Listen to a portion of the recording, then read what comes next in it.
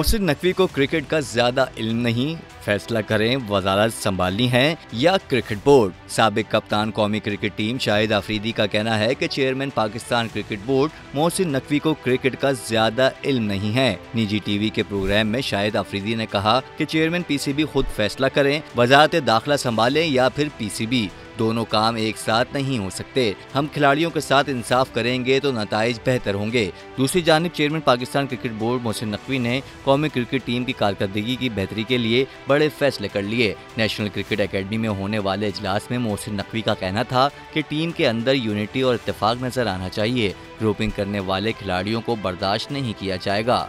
Grouping पर management को सख्त एक्शन लेना चाहिए। मोहसिन नकवी ने कहा कि डिसिप्लिन की पाबंदी ना करने वाले खिलाड़ियों की टीम में जगह नहीं होगी। डिसिप्लिन की खिलाफ वर्जी पर किसी भी खिलाड़ी के बारे में मेरी सिफारिश भी ना मानी जाए।